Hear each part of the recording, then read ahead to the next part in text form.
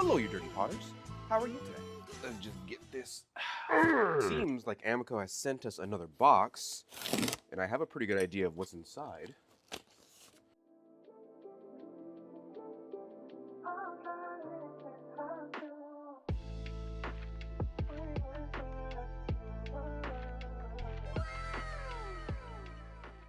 I'll never be one of those YouTubers with like multi-cameras.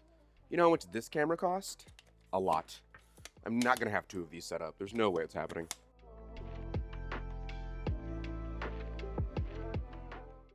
Oh yeah, that's what I thought it was. It's AMACO's new Kiln Ice glaze. Some of you have probably noticed that I haven't reviewed this glaze on the channel before, and I'll be honest with you, it's mainly because I'm afraid to test this glaze specifically. Ooh, they sent me the pink ones because they know I love the pink ones. So you might not notice, especially on Facebook, because I hide my identity on Facebook with a fake name, but I do search and comment on plenty of Facebook groups for pottery communities and the like, and I see people having so much trouble with this glaze, and I sort of figured that's why they sent it to me, is because I actively use glazes incorrectly.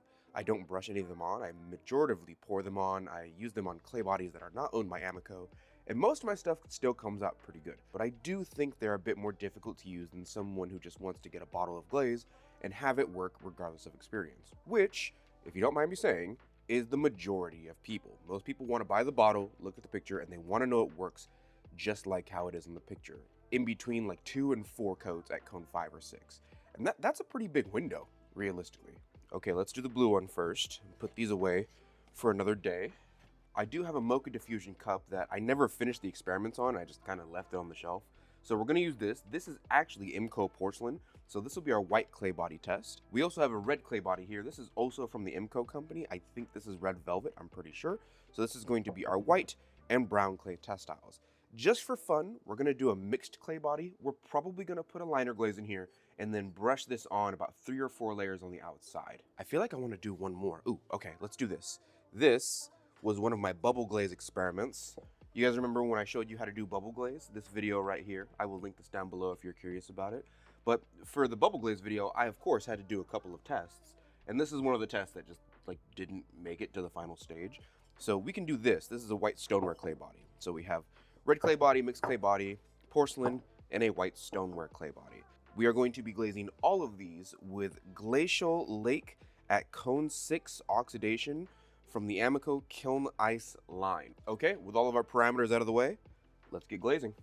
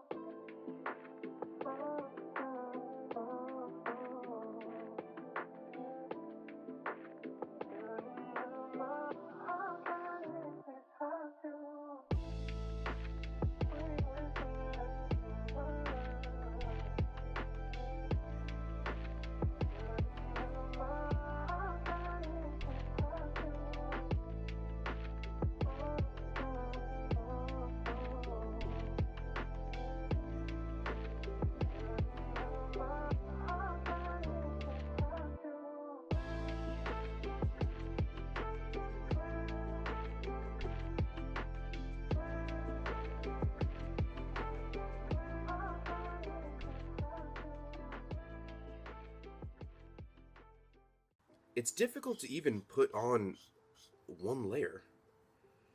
And I'm sort of guessing that, like, this is a problem for people who use glazes habitually, is that they're having a problem putting this on. This is, you can still see through to the clay body as it dries. I'm going to brush this on. We're going to do 4 layers. But I feel bad saying this because I'm sure AMACO is going to watch it, but this feels weird to me to brush on.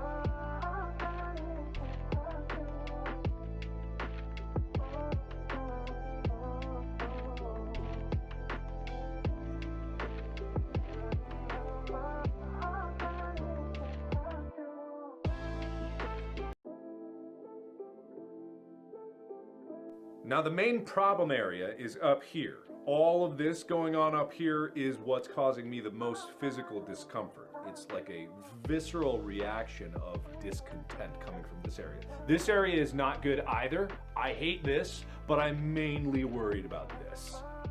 Okay, we're done glazing. Now before we put it in, I like to do a little recap. So before we put these in the kiln, we're firing all of these at a normal cone 6 oxidation. We're not doing any special firing, any special holds. I just put them on and I want to see how they work at regular cone 6. This is our white clay body test. This is one of my bubble tests here. I'm pretty sure this is B mixed with grog. And I brushed on about 4 layers of this. This glaze was a bit difficult to brush on. I've never experienced that before with an AMACO glaze, but that might just be me. Okay, so this is our brushing test style for white. Here is our poured on test style for a porcelain clay body. This one has no glaze on the inside. It is purely poured on. This is my usual test here. This one is our red velvet clay body. This was poured on the inside, and I did a little dippy dip on the outside. I mainly did this for 2 reasons. Number 1, we get to see how this looks on a brown or red clay body. Number 2, I want to see, and you should note this down in the comments below, right here, let's see if it runs at all, right? So we have how many rings? 1, 2, 3, 4, 5. We'll call this the 6th ring right here. It stopped about right there. If it goes below the 6th ring, that'll be our running measurement, okay? We also have these 2 porcelain mixed clay body bowls. I did these 2 mainly because there are some glazes that work better on different shapes.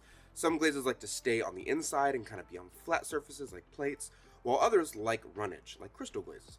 They generally like to have big, wide open, non-textured spaces to run. This here, I hate discomfort. This here is our mixed clay body test. I brushed this on 3 layers and let it dry. This is probably the one that I paid the least attention to. I want to see how far we can go with this glaze. So this is a monster of clay bodies and glazes. This is literally just a random white clay body with a reclaimed brown clay body. It's mixed. I want to see if there's any color variation, or if I can see through the glaze to see any color variation. This is technically our brown brush on test style. Oh, it's still wet. Oh my god. Okay, with that being said, let's put these in the kiln. Okay, now that everything's out of the kiln, let's take a look. Now from the time that I have recorded the glazing of these products to now, I've experimented with 3 different kiln loads with this glaze. And I can very easily tell you that there's a very common misconception with people using this glaze. It seems like a lot of people, and I truly do mean on Facebook and Instagram and the like, a lot of people are having trouble getting this glaze to work. So much so that AMACO actually made a blog about how to work the glaze. I heavily suggest, if you're having trouble with this glaze, that you read the blog. But I am going to show you exactly how to make it work in this video today. Firstly, let's take a look at the failures, then we'll save and talk about the one that succeeded and why it succeeded for last. First, let's take a look at our Mocha Diffusion porcelain cup that we did the glaze on. Now this didn't come as a shock to me because I kind of assumed this glaze would craze, and keep in mind that I don't actually think this is crazing. Reading the blog, it doesn't seem like this is crazing. This seems like layering glass on top of itself in some funky way that simulates crazing. I think a lot of people are going to look at the bottle and just assume that this is John Britt's snowflake glaze, but realistically, it's not. And when I play with it, I can tell that it's not because I've played with John Britt snowflake glaze before. 2 things that you're immediately going to notice. Number 1, the spaces that have less layers don't get as much blue. There is a very, very slight amount of whatever makes this color blue in here. So much so that you're going to notice the poured on areas are a lot more blue.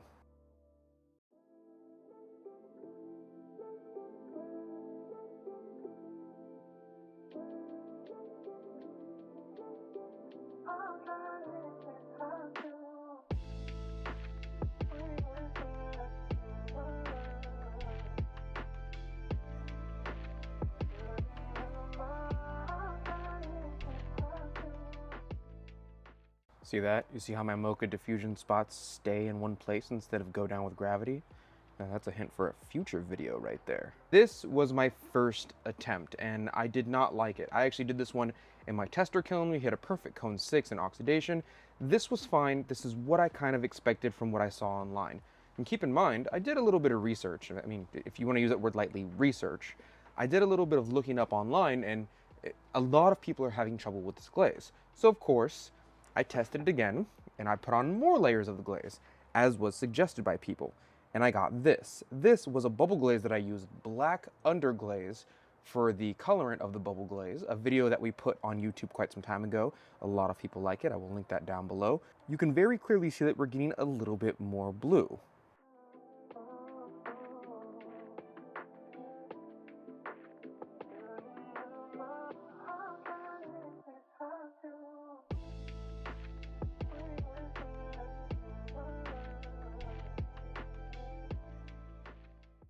This was on a dragon fruit clay body, so you can probably see some of those occlusions coming through the glaze as it is relatively clear. Of course, we have our red stone or red velvet clay body here with tons of iron in it, and I didn't get much color from this. Of course, I got essentially no blue whatsoever, and anywhere that even thought it had that interlocking pattern didn't really exist.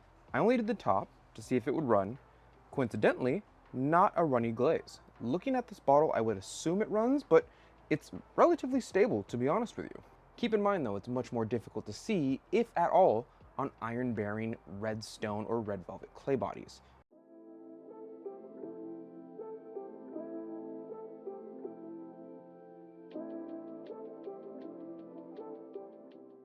And of course, we have our mixed clay body, which got relatively the same results as the red clay body that I just showed you. The difference is on the inside, you can very clearly see a tinge of bluish green, while on the outside, you can't really see much of anything. The outside is essentially the same as the red clay body I just showed you. This just looks like a clear gloss glaze with extra steps. Okay, Dante, you showed me all of the failures. Dear Lord, tell me how this glaze works, because I bought a bottle and it's just sitting drying on the shelf. Well, let's look at something real quick. You see this? This is a porcelain clay body that I mixed with black mason stain to make this kind of mixed clay body. If you're a longtime fan of this channel, you know how I glaze the inside of my bowls when I have a mixed clay body on the outside. I leave a lot of it raw and I pour my glazes on the inside. Well, the only time I got anything close to what the bottle looks like is when I poured the glaze in. And would you look at that?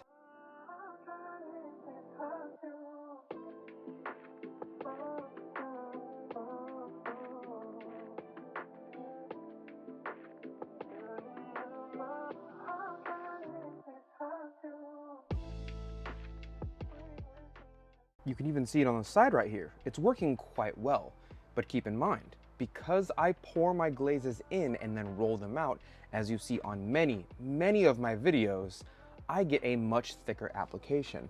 AMACO technically has a bit of a success problem. AMACO makes really good glazes, and because of that, I've gotten into the habit of abusing them to such an extent that I pour mine on, I brush them, I make bubble glazes out of them. So sometimes some videos I mix them together and whatnot, and they still work just fine. The developers are fantastic, but this also creates a problem of its own success. Whenever you get a glaze that doesn't work in the normal fashion, 3 to 4 layers, cone 5 to 6, a good bandwidth for temperature, you all of a sudden assume something's wrong with the glaze. This is not one of those glazes. You cannot abuse this glaze in the way that you can abuse all of their other glazes. Notice, as I said before, that I pour mine in. I get a much thicker application, which led me to believe that if you put it on a little bit thicker, you will get the proper result.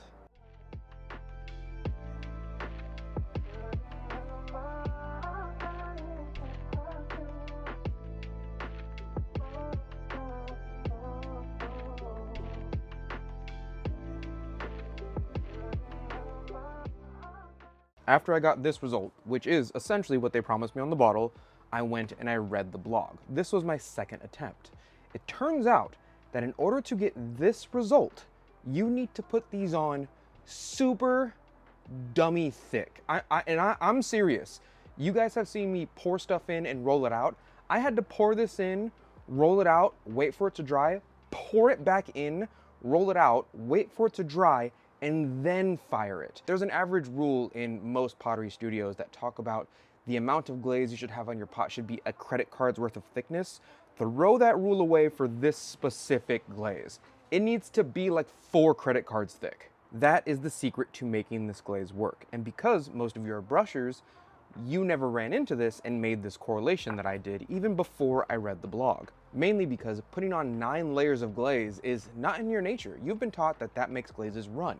But this line of glazes is the one in which you need to put on a stupid thick amount of glaze in order to make it work in the way that's promised on the bottle. And of course, because I am who I am, this was a single pour out where I noticed this result right here and said, if thick good, maybe thicker better. And then this was the double pour, and I went, it's working now because I put so many layers in there. Well, how much would I get if I put 3 layers in there? Meaning that I got the bottle, poured it inside the bowl, dumped it out, let it dry, did it again, dumped it out, let it dry, did it again, dumped it out, let it dry, and this is the result I got from that. Look at those cracks.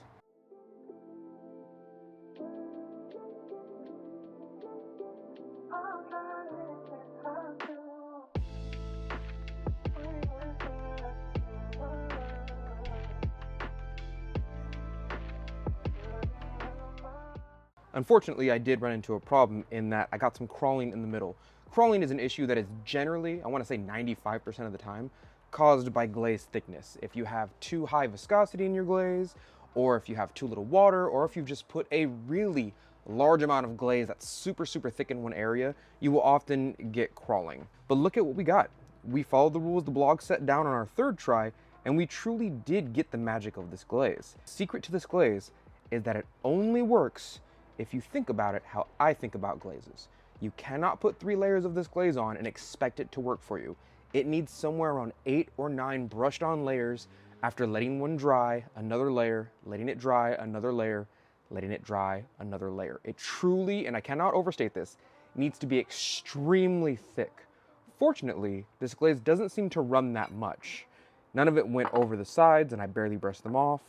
None of it went too far down. I don't see any streaks or anything. So this seems like a very stable glaze. That's how you use the glaze. It must be extremely thick. I'm gonna put a link down below to AMACO's blog on this, just for any of you who are confused about why it didn't work in the normal sense. That way you can see that truly it does need to be thick. I wanna give a big shout out to AMACO. You did make a great glaze, and I'm hoping this video helps to dispel any confusion you've had with the glaze. And I do want to say, AMACO, if you're watching, you are a product of your own success. Your glazes are so good that using them normal style has worked for 90% of your glazes.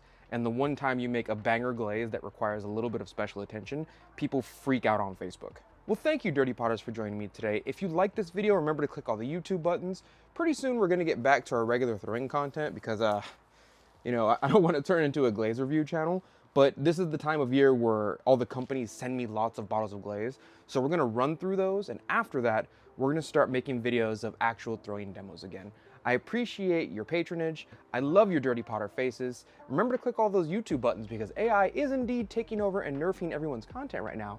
And I will see you, Dirty Potters, next week. Thank you for your patronage.